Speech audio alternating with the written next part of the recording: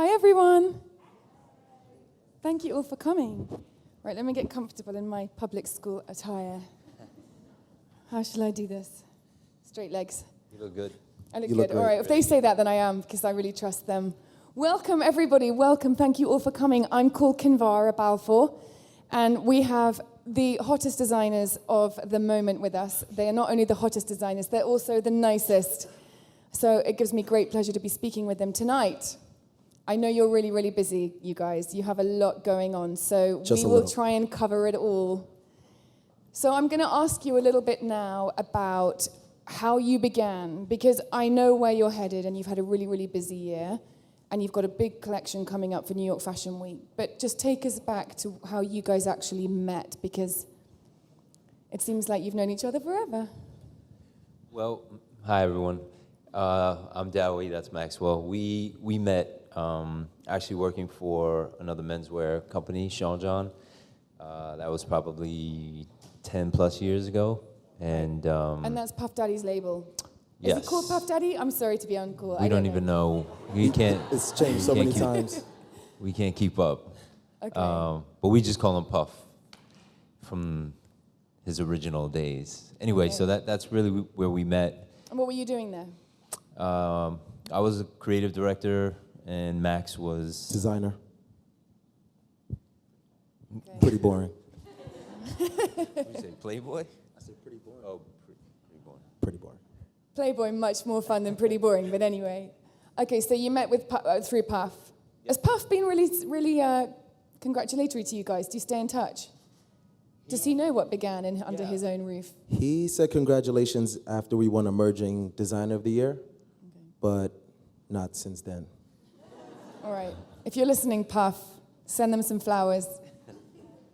So you met there, and how did you come to start your own line? Us starting public school was actually a bit of a mistake, to say the least. We went into it, Dao-Yi opened up a store in Miami where we ended up designing private label for the store, where he was That was like... called Arrive. I love that name, by the way. Yes, he opened up Arrive, and he called and he said, Max, I think I want to do something for the store. Let's do some private label stuff for the store specifically.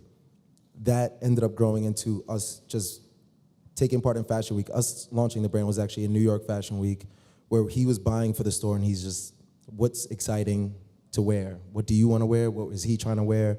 We couldn't find it. We couldn't put our finger on it. That conversation led to a week later of us sitting down and talking about starting our own label, which then led to designing public school, when we locked ourselves into an apartment for 5 months and then launched it for spring 2008. And why was it called public school? Sorry, I'm just getting comfy here. Hang on, bear with me. Why was it called public school? Well, Max and I are both from New York, and New York City is such a big influence for us. It's pretty much the muse for every single season. And growing up in New York, we shared similar experiences, and I think public school really captured the essence of what it was that we were trying to get across with the collection. Like, if anyone ever went to public school, not even just in New York, but anywhere, it's probably overcrowded. You probably don't have the most resources, and you're always sort of fighting to try to get to the top or get noticed. And so I think you had to be resourceful, number one, authentic, original, all these traits that we wanted to embody in our own collection. And then just something that, would really feel authentically New York. So, yeah, so public school, we actually had the name for a while before we even sort of started designing, and we weren't all the way convinced that we should call it public school. And in fact, over the course of the company, we've had people tell us we should change the name. And No, don't change the name. Don't change the name. No, we couldn't do that. But it was definitely a discussion multiple times of changing the name. So you sat together and you decided to set it up. And that was in 2007. yeah, So that's 7 years ago. yeah. So And we within that started. 7 years, you have basically grown and grown and grown, and are currently really taking the world by storm. I mean, you really, really are. You have so much editorial coming out in every September issue known to man. Do you know how hard that is Designers pay thousands to get that, and you probably have had it because of your own skill and talent. But for you, that 7 years, you've built a brand that is fast becoming global. What have been the biggest challenges for you in that time? To be honest, building the brand is probably one of the biggest challenges because it wasn't always this way. It's gone up and then it's come back down to the point where we actually closed the doors on public school for two years. And then we relaunched again. So it was a long ordeal, and it's just a great, the belief in ourselves to actually keep going and keep trying to do it brought us back to this point. I mean, I think a lot of people who probably just discovered the brand, think that it's sort of a new brand, but I mean, we launched it in 2008, shipped for 7 seasons through 2010, and then, it was like the public school look sort of wasn't trending or wasn't happening, and it was this big heritage Americana movement, and some of our bigger retailers actually pulled out and, said that they were shifting directions, and at the same time, we were accepted into the CFDA Fashion Incubator, which really sort of changed the course, I think, of our brand. It was a 2-year term where, they selected 10 designers, put us all in one space. It was subsidized by the city of New York and the CFDA, and it's ongoing. We were the inaugural class. And then they assign you a group of mentors, and they really help sort of emerging designers develop their business, sort of refine their point of view, get, just get, focused, forgetting about everything else, and here are the important things that you need to focus on. So everything. Were you, because you'd been established for quite some time, was there an element of feeling like we don't need this training, or were you completely humble and ready and open to it? Yeah, I think the great part about understanding things is you're always gonna need a mentor, you're always gonna want advice, and it's great to take it if you use it or not, but it's always great to hear people, it's always great to be a student, it's always great to teach, and it's ever going, right? You always wanna learn and you always wanna pass it on to somebody else. So we'll never close ourselves off from anything like that. We take in as much information as possible and use it for the good or the bad. Well, on that note, then do not change your brand name of public school, because everything you've just said is the foundation of teaching and sharing and passing on. So it seems like it's in your DNA. So with the CFDA, with the Fashion Incubator, what's their kind of primary end goal for you as a company? Coming out of the Coming incubator? out, yeah.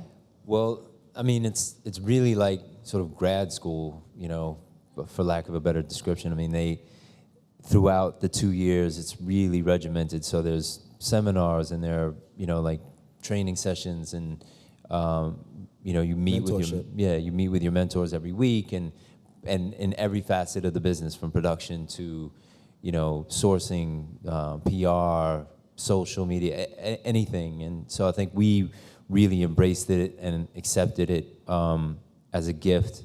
And that's why we decided to stop shipping for those 2 years, just to embrace it and soak it all in, to see that even if we wanted to continue, or if we, had the heart sort of to continue in the belief in the brand. So at the end of the 2 years, you have a presentation sort of to a panel of it was a panel of investors, right, actually. like investors, private equity fund people, and so it was really, being able to sort of pitch your company, essentially, right? Have your elevator pitch, be able to sort of talk about your business intelligently and clearly, and sort of get the vision across. And you had 5 minutes or whatever we had to sort of present in front of this panel of possible investors. Were they nice to you? Was it like Dragon's Den? No, they weren't nice at all, actually. They kind of tore us apart. They gave you 2 tries, and they tore us apart the first time, and the second time we kind of did a better job, I would say. But at the time, when you think about like just talking about the brand, a brand you guys, you started, a brand that you live for, and to talk to other people about it in 5 minutes about what you've done in the past and your goals in the future in 5 minutes, to give them the scope of that is actually a lot harder than you think it is. but them breaking it down and just talking to us made us stronger to do it again. And it was just a dummy run. It wasn't like they were really trying to throw money at you, but it was just really to have that conversation and to really be open to talking to investors. Okay, and through the CFDA, you went on to win the Vogue Fashion Fund, which was a huge achievement. And I watched that a lot because I watched a lot of the Fashion Fund TV show, which was on the Ovation channel, and I loved every single second of it. In terms of you actually appearing on television, it only happened once. It hasn't happened to people season after season. Do you think that really helped you? Do you get stopped in the street? Is that fun, or is that not really what you're after? Because you really are very recognizable for me from that. And I'm sure that's been hugely helpful, or not. Yeah, No. I mean, we get stopped every now and again. I mean, we're always sort of taken aback, but I think the best thing people say when they stop us, they're like, we really were wanna rooting be for you. No, just like we were really rooting for you. We knew you would win. Who knows if they're telling the truth, but I think that is part of the public school story, is like people sort of feel part of our success. So like when we win, I think everybody feels like they win a little bit because of the story and because of sort of where we came from and the mission that we've set out for ourselves. So that feels really good. And what does it actually mean, winning the Fashion Fund now? I mean, you won, I think it's irrelevant how much money you won, but what kind of support has that given you that you couldn't have had otherwise? The Fashion Fund actually was one of the greatest wins for us, at this moment. Not to take away from the CFDA awards, but the Vogue Fashion Fund alone has given us a mentor who's Rodrigo, who's the president of Alexander Wang, who's like, now almost like one of us, like one of our friends, because we talk to him twice, 3 times a week, and he gives us guidance, and we could just talk and bounce ideas off of. Besides the monetary value, which helped us launch women's and hire some infrastructure and hire like some key people in our team, because we were actually a 2-man team for a long time. So now to actually build out a staff is a blessing in the sky. But really the mentorship from the Vogue Fashion Fund has been, like, you can't put a price to that. And in terms of all the people who were helping you at the CFD, like Jenna Lyons and Anna Winter and like David and Marcus from Rag & Bone, who, by the way, are my really oldest friends, and I went to university with them, and I'm very proud of them. Do you still have connections with them? Are they still very much part of your lives, or was that kind of just for that time? No, I mean, as a 10 finalist, I think you're in this circle of trust, and you're sort of like in the family. But if you win it, right, I think that you're like in the smaller circle. And I mean, It's lonely at the top. Yeah, I mean, we can email Anna, and literally in 2 minutes she'll reply back and just make things happen that you are like, wait, how did this happen? And they're like, oh yeah, Anna reached out to us and we want to do your press for free for a year. And you're like, okay. Thanks, Anna. Like things like that. I mean, it's Yeah. it's that sort of, unbelievable and empowering. And I think that, Truly deserved, though. I would say truly deserved. I've learned in this world, as we all have, if your product isn't excellent and your attitude isn't good, then no one wants to help you. Right. I mean, that is especially in fashion, I think, because there's so many egos around and there's, so much. So credit to you for getting that help. But I would say that you truly deserve it. Thank you. Yeah, I mean, but I think it's a real testament to how committed Vogue and Anna and Stephen from the CFDA and DVF and that award, that CFDA Vogue Fashion Award, literally can sort of make or break, really make you. I mean, if you win, it can really get you to another level. And they're so committed to helping emerging designers sort of go on to become the next Rag & Bone, the next Alexander Wang, the next, Proenza. So I think Is that where you're headed? Is in your mind? I mean, it's a silly question, but maybe it's not. Is that what you'd like? Yeah, we would actually quite love it. Okay. Okay, It would be good. great to walk down the street and see your own store in Soho and things like That's this. not far off with you guys, I don't think. So with all of that, you've basically been focusing on menswear, but this season, next week, with New York Fashion Week, you're going to be showing the first ever collection for women. It's pure women's wear, right? No. For spring, summer 15. No, this season will be our second time showing women's. We kind of like did a little teaser last Fashion Week for fall, but this season we are showing, this is a secret between all of us, we're showing a little bit more women's than we've done in our last season in the past. Okay, and what's the process been for you, like having this show, having this much attention, when you're now under so much pressure with model castings, hair, makeup, and you have a little bit more to play with, I suppose. How is that for you? Is it exciting? Is it draining? No, it's definitely not draining. Say what? I was going to say all of the above. Yeah. Yeah, I mean it's exciting. I think also to be in a position where the castings are a little easier. Our staff has been amazing for this whole process. Our staff and our team and everybody on our team, like we just left fitting and castings right now, not too far away, and there's people actually working on our show as we speak. And not really upset about it that we had to, come here, but things like that where and everybody's not really stressed, and everybody that we have around us is not really going super crazy, so it kind of keeps us at bay, and everything's just like good energy, and from the casting director to down to the interns to our staff to everybody's just really even keel. As crazy as it is, everybody's still like, okay, we got this. Like 4 or 5 days away, we still, like nobody's really going crazy. Like the past has been a little bit more hectic and stressed, but this has been fun. And what is your design process together? Because you're both, your vision is very, very clear, very, very precise, which is hard sometimes when there's two people. So how do you both communicate what you both want and come up into kind of one final vision? I mean, we look at it as sort of like a blessing, right? To have. Fight. We do. We actually were fist fighting in the green room. In the green room. We were figuring out who's going to sit where. Right. And he always talks too much, and so we were just working that out. No, but we're at a point where I think we really sort of trust each other and know what we're, thinking. It's like like one brain split in half, and certainly there'll be times where we, will disagree about things, but whoever feels more passionately about something will usually defer to that person, and if it ever, goes all the way, then we'll do both, and then sort of whittle it down and edit from there. But it's easy.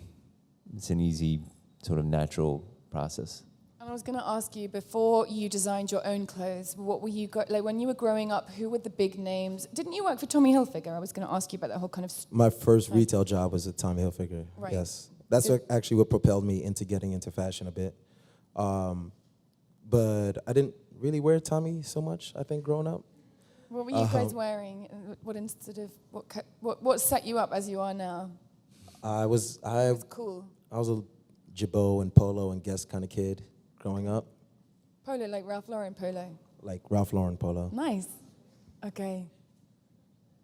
Sportswear, streetwear, all mixed. Yeah, I mean, I think that's part of this idea of convergence that you'll see in public school, both in men's and women's, comes exactly from that, of growing up and sort of having all these different references and being exposed to, high and low, streetwear, to luxury, to designer. I mean, there's a very strong tailoring element in Yeah. what you do as well, which yeah, is, absolutely.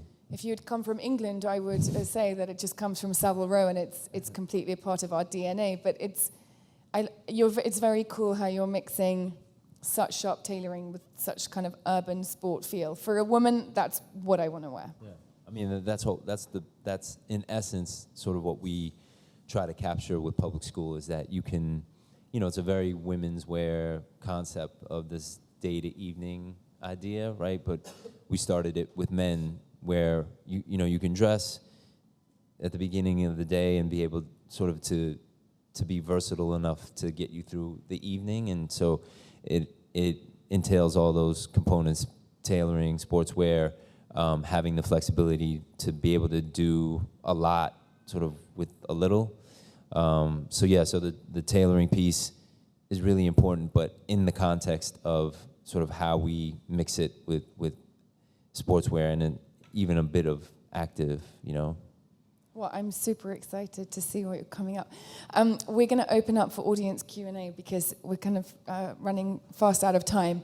If you would like to ask either of the guys a question, just raise your hand and someone will bring a microphone, and you guys get to choose who asks questions. Is there anyone with it? Did someone raise their hand there? No. You. Sunshine. There we are. Good. Dao-Yi has a question.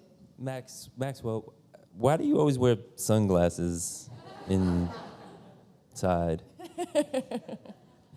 I didn't want to answer that question right now, but they're prescription, and I guess I just stuck with it for quite some time, and it just whatever. Clearly, it's quite soon then that you guys will be producing a range of eyewear. I mean, let's be honest, that's not far off. You have so many collaborations coming up, by the way. We do have a couple collaborations. I don't know if you can even remember them all. You're doing stuff with Nike. So you did some sneakers with Nike that you gave away. Who actually got them? Because I didn't. Who got them? We did 50 pairs. Where can we get some? We did 50 pairs, actually 48 after Dao and I took a pair. Did Nike know that? No. Jordan 1s. But that's only a prequel to what we have in store with Jordan coming out in the future, which is quite exciting. That's one of the biggest brands. We're at a point where every collaboration we've choosing to do is it's something that we actually really love and want to do. It's not about anything else, because we are still super small and we still have the opportunity to choose what we want to do. But Jordan being something for us growing up was always a big sneaker, and especially here in New York, and what it meant. And for us to have the opportunity to work with Jordan was a dream, and Nike in itself. We have a collaboration with Oliver Peoples coming out in 2015, which is for eyewear. Great. Tumi luggage, since we like to travel. Beats by Dre. And we have a great collaboration with Beats by Dre coming out also in 2015. What's that? What are you doing with them? 14. Headphones. I mean, earphones. I sound like my granny. Headphones? What are you designing? Headphones. They're doing I don't think there's like a cool way to call headphones. Nice. Headphones. Yeah. You just got to say it cooler. Yeah, okay. Headphones. Okay, we have a question there. Microphone, please. Hi. Collaboration with J. Crew, which is a little bit different than your brand. Maybe speak in the microphone just for the camera. Speaking of collaborations, you guys have a collaboration with J. Crew, and I wondered what kind of drew you to that brand, which is essentially very different than streetwear, and it's a little bit different. Yeah, I mean, we actually, that collaboration was by way of winning the CFDA Vogue Fashion Fund, so every winner, the three finalists, every year in the competition get to work with J. Crew, so it's sort of predetermined. But the cool thing was that Jen Alliance, who's the president and creative director, wanted us to work on women's, and this is even before we decided to do our own women's. I think she, really felt like we could sort of do something special with women's, and I think that was a scary thing, but it also sort of pushed us to. And then it accelerated our own plans for women's. But to team up with J. Crew was sort of a dream come true too, because it's so different than public school. But when we came together, I think the vision was really clear. How to sort of combine, the classic sort of American preppy idea of what J. Crew is, and cool sort of preppy, and then mix it with our aesthetic. It was really a fun project for us and unexpected. So I think we like to do, the unexpected thing. And we couldn't use black. Right. Can we just discuss what WNL stands for? WNL. There's many different ways to take that one. We like to say we need leaders, and we also say when no one's looking. When it's used in the term of when no one's looking, it's how do you act when you're by yourself or when nobody's really looking. Are you really that person? Are you just putting on a face for everything else? And then also the powerful meaning of it is we need leaders, and that's just calling amongst everybody just to be, stronger and be a leader. Kind of social media, the whole keyword of followers. Let's turn that around, right? Yeah. Okay, that's good. Okay, we have a question at the back. I have a question. You guys seem to be having a good time, like having fun. What has changed for you personally since you've had this success? What have you done that you're really proud of, like outside of fashion, or have fun with? Well, Max and I just bought a helicopter that we landed on the roof. That's been cool. I wish. No, I think personally, nothing really has changed. I think it's probably just changed for the people around us, all the people that really believed in us, sort of from the beginning. Like our factories and our staff and our family, people who really sort of sacrificed their time and effort alongside of our individual dreams. And now I think that they can see the light at the end of the tunnel. And so it's, again, back to the idea of, sort of when we win, that everyone feels like they've won as well.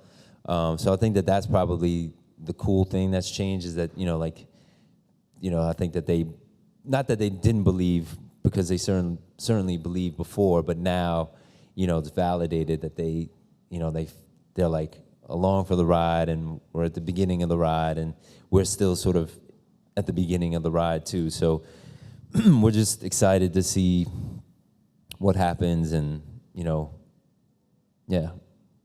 I'd actually add to that and say what has changed a bit is the confidence in what we put out product-wise, because we've always been on the outskirts and the outsider of everything, and for us to be, propelled in this or shown in this light, kind of gives us the voice to really do what we feel, and we actually feel a little bit more comfortable, to say the least, where it's not like we're trying to stay in a lane. We don't follow trends really. So to us, it feels right that we can do what we kind of want, and it's being applauded for.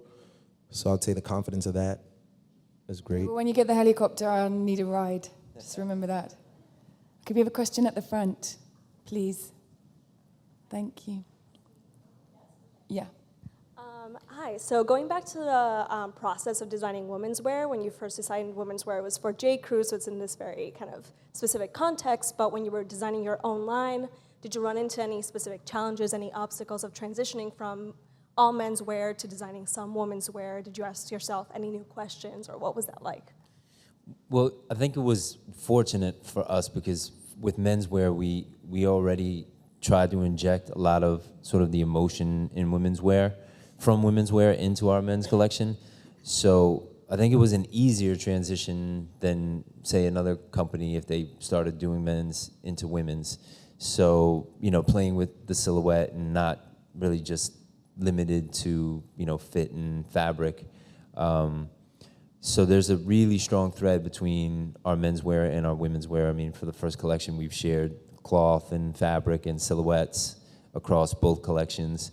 And, the concept, there's a bit of this sort of tomboy chic in the women's collection that really aligns itself with what we're doing with men's. And I think culturally that menswear is having a moment that's impacting women's wear where it's normally the other way around. So I think, the timing of it all really works out for us. And, but, it's really a new world doing women's wear and, having a ton of more resources doing women's than men's. So it's not that it's been easy at all, but it's been a smooth transition. Smooth. And you look great wearing public school, by the way. Thank you. All right, well, I might wear some more because you're doing women's wear. I might be a big customer. Okay, we have one at the back, and then I think we have to wrap up. One more. Hello. Oh, hi. I had a question. As designers and artists in general, I feel that there are always other people you look up to or admire. I was wondering if you guys have specific designers or artists or people that you admire. Yeah, there's actually quite a few designers and artists that we look up to, either different or the same. We have a huge admiration for Raph and Tom Brown, and everybody in their own, like Tom Brown changed menswear and the way men wear their clothing, which was really exciting. Raph, because he's just a genius, and I love Neil Barrett, and I love, like there's so many different, you love. Yeah, I mean, even beyond designers, I think we're influenced by, more than sort of fashion, obviously, art. Steve Jobs. Music, pop culture in general. So I think what attracts us most to other artists or designers, is just having a strong point of view. Anyone that really has a clear vision and is able to, through their art, really express it. And music is a big influence of ours. So secretly, Max and I are starting a boy band that... You shouldn't have told them, man. I know, but they should know. It's too early. We're called Two Guys and a Mic. No, but yeah, I mean, I think anyone with a clear vision, across the board is really an inspiration for us. Okay, well, we have to wrap up. Who's in charge? Yeah, we have to wrap up. I'm really sad that went so fast. On that note, I would like to say really good luck with the next few days. Everyone is gunning for you, most of all me. I really respect you. I really admire you. I think you're awesome. Thank you so much for coming to talk to us today, and thank you all for coming. It's been really fun. Thank you guys. Thank you.